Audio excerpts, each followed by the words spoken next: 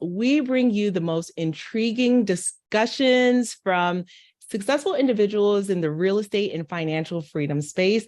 Today, we have an amazing and remarkable guest, Dr. Param Baladandapani, who has such an inspiring story, really, of transformation. I mean, she was a full-time radiologist, and now she is a real estate mogul, a full-time mom raising two kids.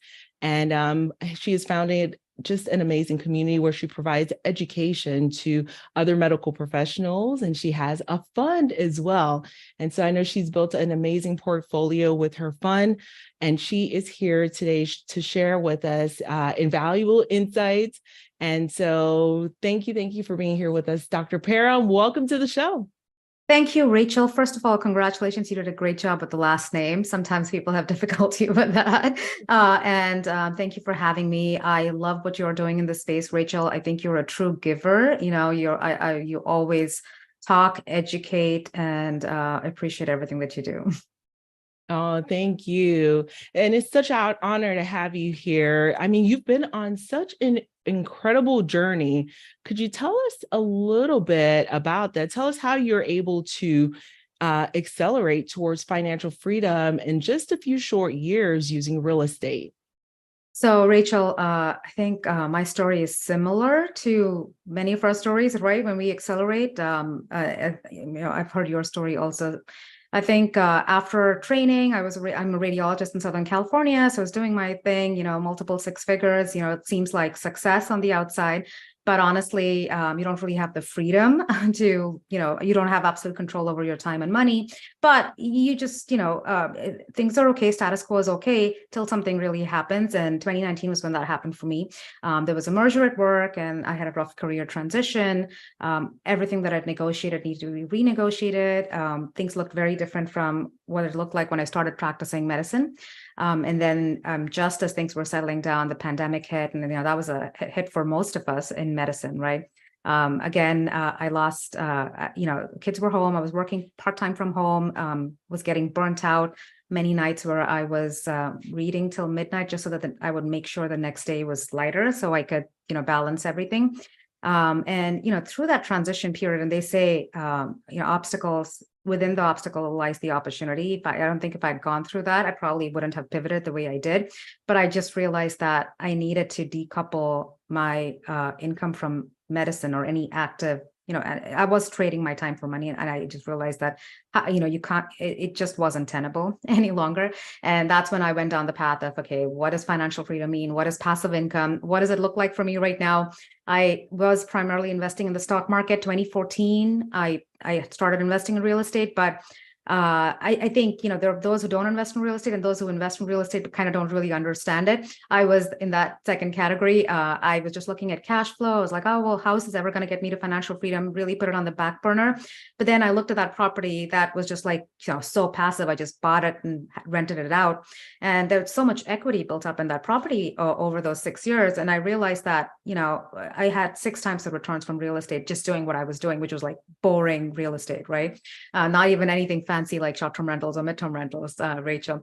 So then I was like, okay, I can do this. This is what I should do. And then as I started going down the path, I learned all I could about doing rehabs, forcing appreciation, really taking things back into control where you can have higher cash flow with short-term rentals, midterm rentals, where you could have massive tax savings when you're more active in real estate. And then tapping into all of those things, I realized that I had like a 3-year goal to get to financial freedom, but I was essentially using the same pot of money over and over again because you kind of recycle it every time you pull your money out and through tax savings or by, adding value to a property, then you keep using it and getting to financial freedom faster. That's what happened a year from when I set those goals. I was actually reading Rich Dad Poor Dad, and I remember writing it down, and I still have the book. It's like, it's at the last page. I was like, this is what I'm going to do in the next 3 years. And a year later, I hit that goal, and I was like, oh my God, this is awesome. And so I was eventually able to say, I need to cut down to a day a week in medicine. And it made sense because my kids were still at home at that point, and it gave me the flexibility to tailor my life, based on what I needed at that time. I was a little petrified because you're used to being go, go, go. And I was like, how is this going to work? I was like, I'm going to start educating. I was passionate. I was like talking to all my friends about real estate, and this is what you should do. And then I got to the point where I was like, okay, this needs to be a little more structured. So I formed a WhatsApp community. It was just women initially, right? I'm like, a lot of mindset beliefs around that, right? I was like, well, which man is going to want to hear a woman talk about financial freedom? So it was just a community of women, and then it started growing. Everyone brought their spouses in, and then we went on to Facebook, and now we have like 10,000 physicians in the community. And as that grew, I realized that there needed to be more structured training because people were coming and listening to all the free content. Nothing was really happening. And so for transformation, there needed to be more structured training. And that's when the coaching program started. And that was all about direct ownership, right? We talk about midterm, short-term rentals, long-term rentals, multifamily, rehabs, all of that stuff in there. And I realized that even then, like more than 50% of the community really didn't want to be active. Like they didn't want to directly own real estate, even though you can kind of do it passively, right? You can have your systems. And so that's when GW Capital was created, because we wanted to bring vetted syndication opportunities to the community so people could, if they wanted to stay passive, they still had options. And it wasn't where, because people, and I'm sure this happened to you too, Rachel, people were bringing all their syndication opportunities to me and saying, can you vet this, Param? And I was like, okay, can you get me the underwriting? Because the shiny, the offering memorandum doesn't mean anything. I need to look at the assumptions. And I never got that. And that's where the conversation would stop. So I was like, let's start bringing this in-house so that we can actually vet these deals and then present them to the community. And so that's how GW Capital was created. And now we're at $800 and 150 million in assets under management at this point, and growing. But yeah, that was the evolution. And then my why shifted, because initially it was financial freedom. And then it was like, okay, what's the next thing that's driving me? Now it's all about impact. We impact the families that, we have in the community and the generations to come. But a big part of what we're doing is also GW Gives, where we're helping children in rural India with disabilities, because that's where I see the greatest inequity. And a big part of our charitable giving goes to improving and empowering those kids. Oh my goodness. Okay. I love everything about everything that you just shared. And what I think is incredible is what a difference just a few years, right, can make.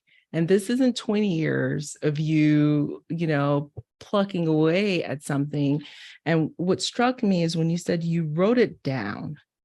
What is the impact that you've seen in yourself as well as members of your community when you actually write down what your goal is? You wrote it down. You said, in 3 years, here's where I want to be. And that happened in 1 year. Could you speak on that a little bit more? Yeah. And, you bring up a very important point, Rachel.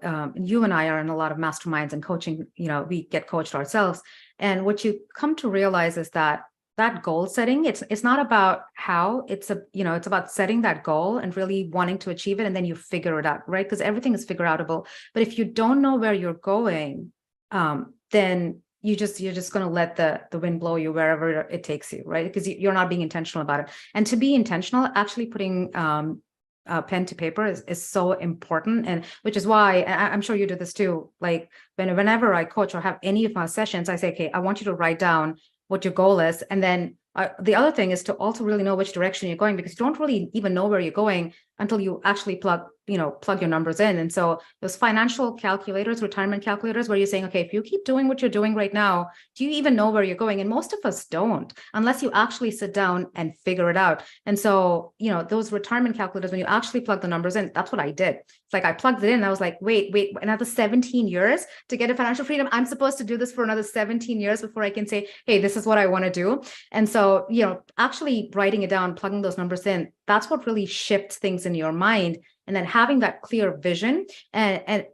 you bring up such an important point for anyone, right? If I look at your journey, Rachel, and so many, our students, if we look at our students' journey, their journey is so much faster, because what took us 10 years to like figure out ourselves, when you get coached by someone, that takes, it takes them a year to do it, right? So you're compressing those timelines. And so it is possible. And I think what you do and what I do when we talk about this is to show people what's possible.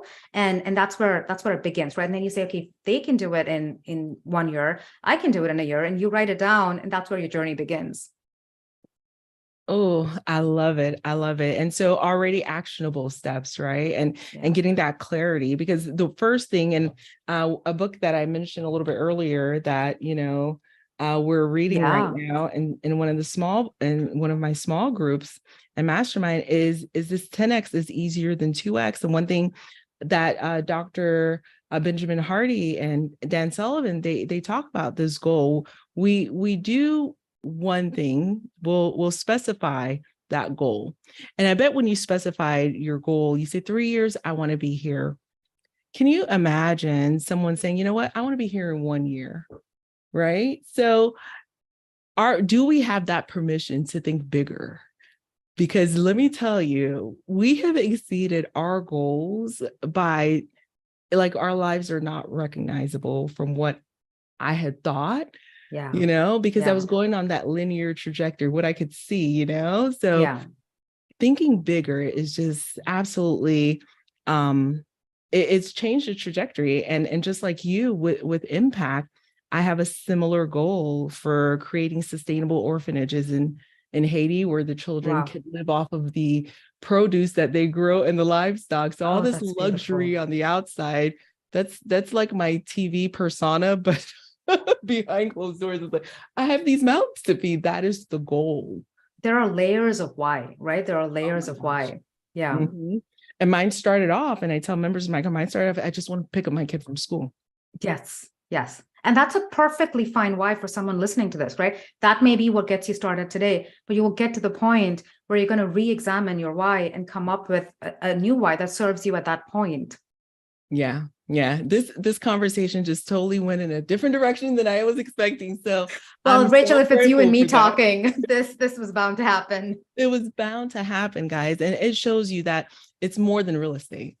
It was never about the money. It was never about the real estate. It was so much more than that. And I'm excited that we're tapped into that. But I know our listeners want to hear about the real estate. So let's dive back in.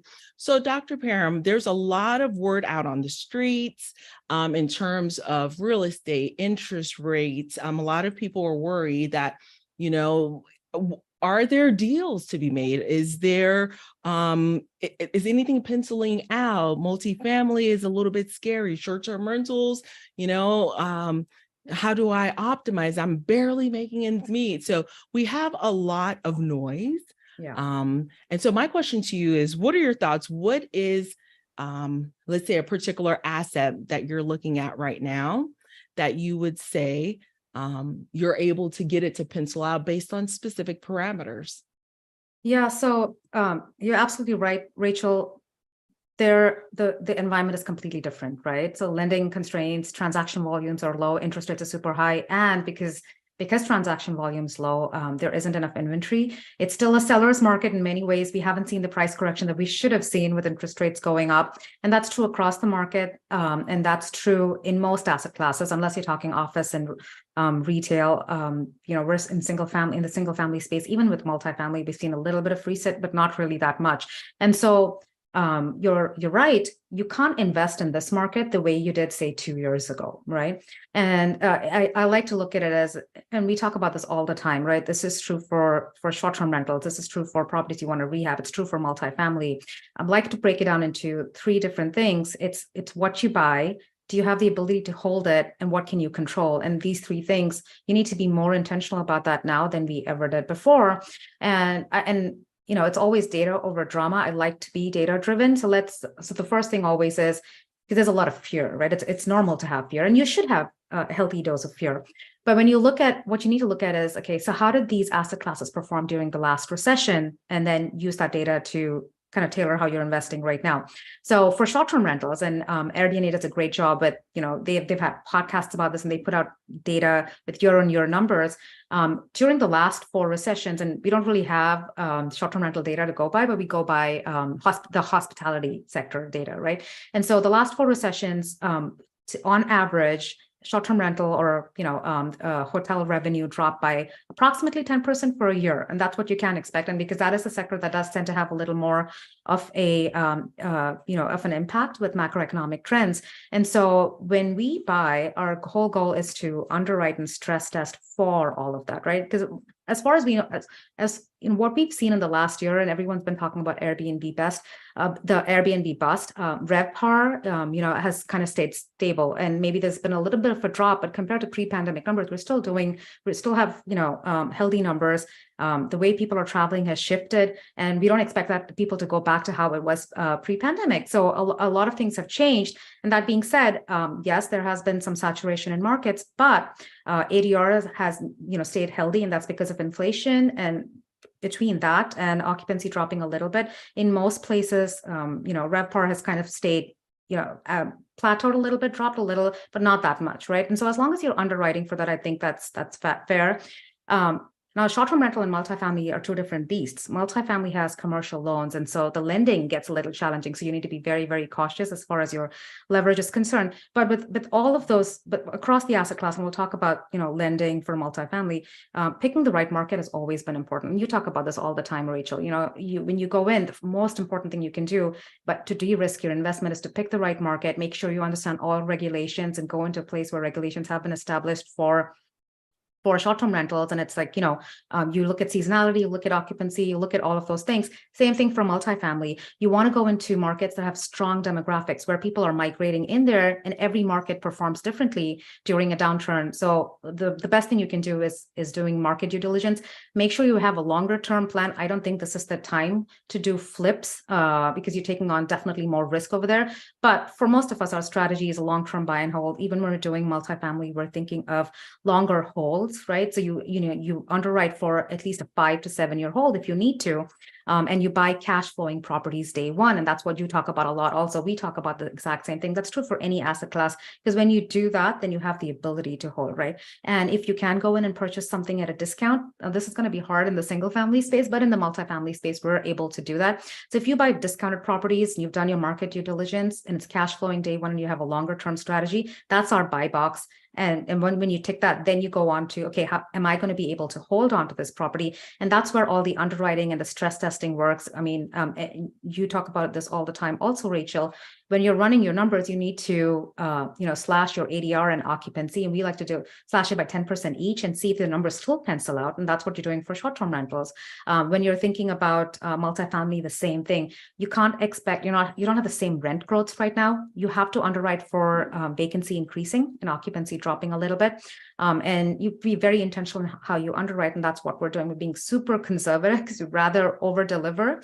But super conservative in your underwriting. And then as far as multifamily is concerned, now this is different for multifamily and the single family space, but commercial loans, the lending becomes, lender requirements are something you really need to be careful about. So really getting fixed rate debt, we're doing a lot of loan assumptions right now where we're getting 3% interest rates for like 5 to 7 years. That's fixed. And if it's agency debt, again, that's, more stable debt as opposed to getting bridge debt. So really looking at that lending is very important. I think for most of your listeners, those who want to own directly, if you're looking at, long-term fixed 30-year loans within the single family space, conventional mortgages, you're fine. As long as your numbers pencil out and you're stress testing, you're good. But when you go to multifamily, you need to be very intentional about debt.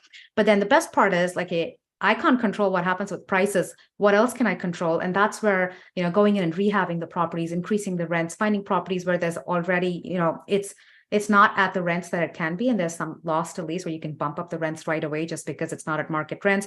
All of that helps.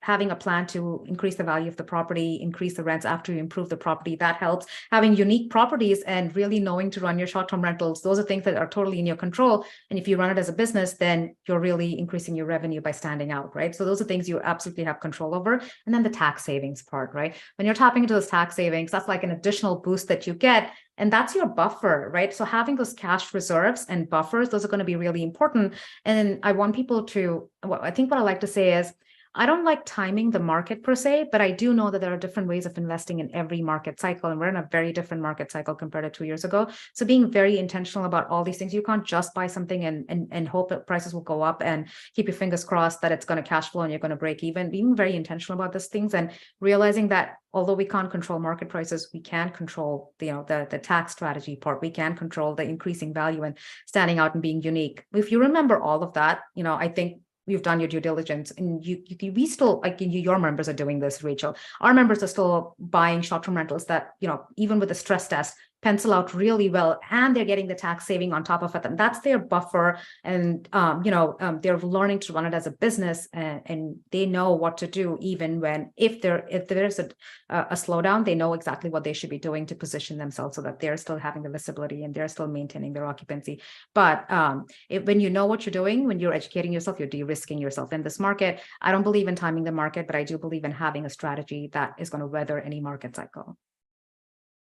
Oh, I love that. And you dropped so many knowledge bombs and gems in there, Dr. Param. I know, it's like, yeah, it's hard to like So say good. one, it's not one thing, right? It's No. always like a combination. Yeah, it is a combination. And you gave us a lot of gems when it comes to, what to avoid, how to de-risk, and, making sure that numbers pencil out, even if we're, adjusting those, daily rates. And I think that is so important.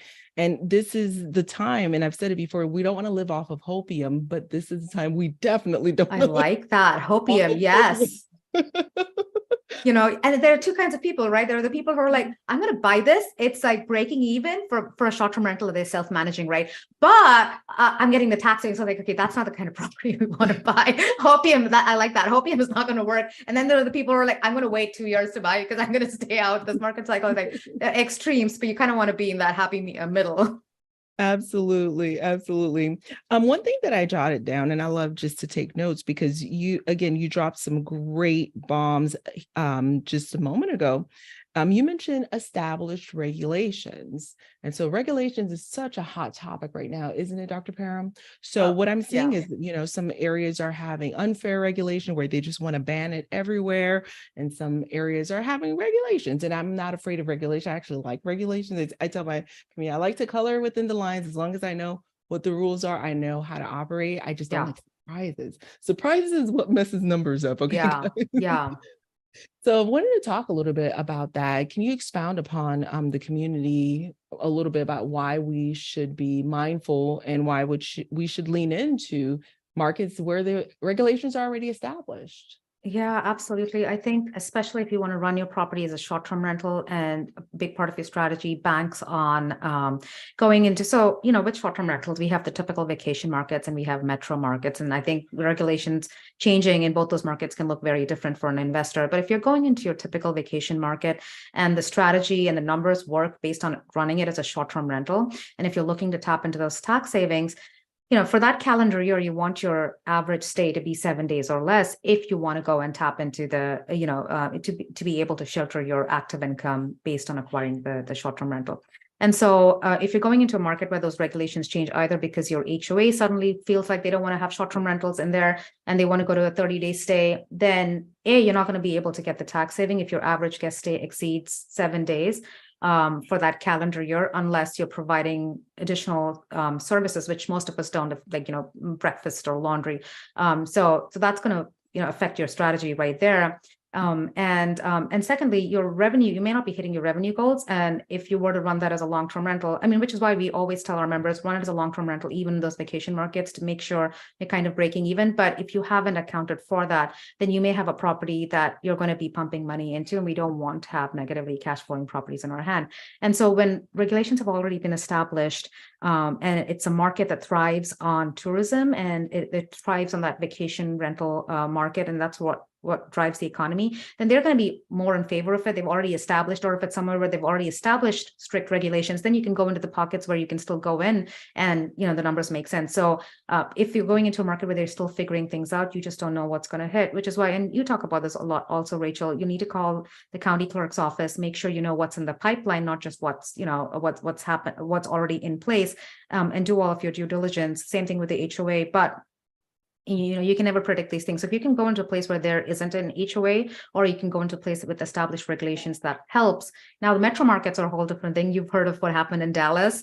And so they don't permit short-term rentals unless if you're zoned for a residential single family area, unless, you're zoned for multifamily. And so that is always a possibility with metro markets, and which is why when our members underwrite for metro markets, they're also underwriting to run it as maybe a midterm rental, which again is something you talk about a lot. But that gives you the ability, as long as your stays are greater than 30 days, you have more flexibility, right? No one can ban that. And so that's why, even in you do this, when we coach, we talk about short-term and midterm together, because oftentimes that's your exit strategy, right? Especially for metro markets, you kind of need to, even when you go in, run your numbers for midterm rentals or a long-term rental, a furnished long-term rental generally generates more revenue than an unfurnished one. But the numbers, you kind of have to have those exit strategies, especially within metro markets, because you just don't know when regulations may change. But if you have the ability to pick going into markets that thrive on vacation rentals, on that tourism, or markets that have established regulations, and then if you don't have an HOA, that's kind of de-risking yourself a little bit. I love that. I love that. And I just really appreciate the way that you're looking at it from a holistic perspective, so you're looking at, what's the pivot, what's the exit strategy. So for your community and your, you and your members, how is your pivot looking like for multifamily? Multifamily in terms of like, are you looking at different market dynamics? Are you looking at trends in terms of industries that are, having an uptick in certain markets? How are you looking at your opportunities going forward? Yeah, so with the multifamily, we're doing what we call a flight to safety, which is typically what you see. Most conservative operators are doing the same thing. So we are going into deals that a lot of them are loan assumptions, like that debt is a big part of what we're looking at right now. Loan assumptions going in with, lower leverage. So I think in the last 6 months, we haven't done anything that has been greater than 60% loan to value. So again, going in with more equity in the deals. We're going towards more newer vintage class A minus deals, because they tend to cash flow from day one. You may not see that big upside. You're not going to go in there and do a deep value add, but we're trying to stay away from those because that adds a little more risk. And this is not the environment to be taking on that risk. So both from the debt side and from the assets that we're looking at, all the markets that we go into, we do market studies to make sure we can execute the business plan today and not based on adding value and then generating the revenue. So today we should be able to sustain it. And then again, very safe, conservative assumptions. So minimal rent growth. What happens when we increase vacancy? What is that break-even occupancy looking like? Looking at all of those things, but we're definitely doing a flight to safety as far as multifamily, especially with the debt aspect, but also with all of our underwriting for multifamily. And I think it's true this is what we talked about, right? This is not the time to be going on hopium, and especially in the multifamily space with what lending looks like.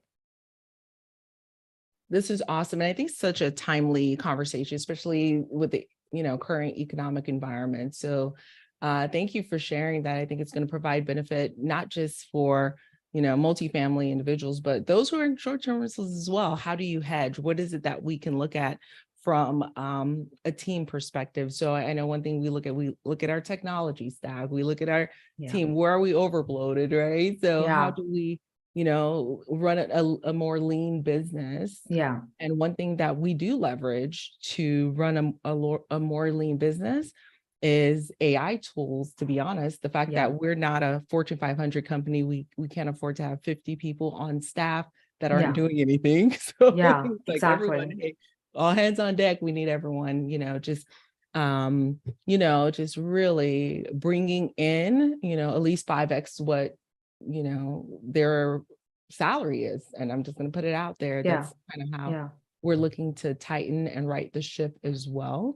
Because we know labor is a big component of that. And I know multifamily labor, you guys, you can appreciate that being a big component.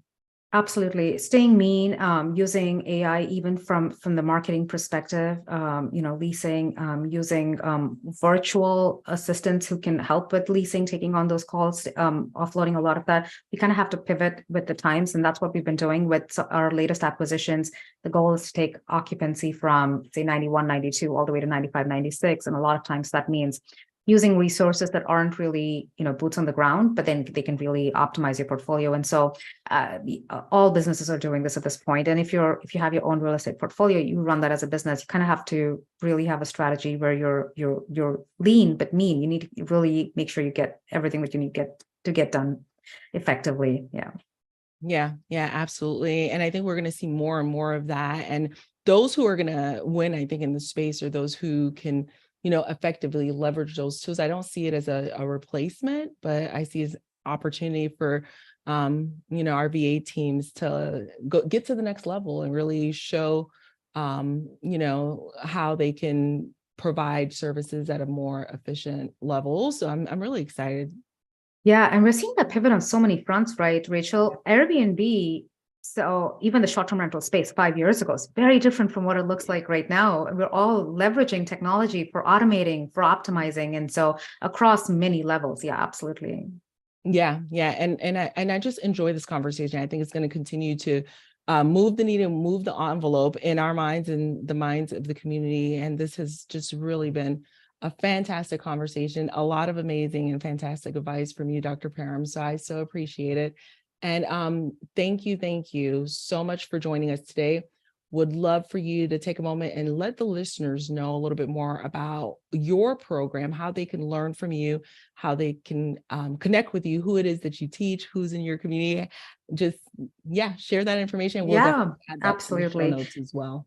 So, like I mentioned before, the coaching program is for professionals essentially, but it's 80% physicians in there, and we help them acquire long-term, short-term, mid-term rentals, and kind of have that diversification across that portfolio. Multifamily, if they want to scale into larger multifamily, we teach all of that and connect them to the right agents. You can get that information on generationalwealthmd.com, where there's a link to it, but and then if you want to invest with us passively, if direct ownership is not your thing, then GW Capital, again, you can get that link from gwcapital.com. That's capital with an A, or Generational Wealth MD. But I think a resource I want to share with your members is the financial independence worksheet that I have, which has that retirement calculator. It was like we talked about earlier. If you really don't know where you're going, where you're headed, and where you want to go, you're not going to pivot. So I love that calculator because it actually helps you write down your and figure out your financial independence number, and then plug numbers into a calculator and say, okay, this is how I'm investing right now. How much longer is it going to take me? And so that's on the same website, generationalwealthmd.com. The resources section has a link to the calculator. So I'd love your members to go and plug your numbers in and try it out and see where you are. I think that's what you kind of need to do to make that pivot often.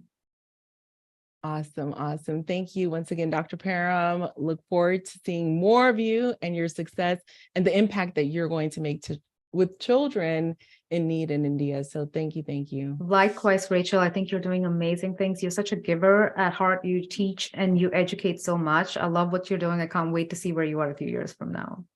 Oh, thank you. And I'll chat with you soon.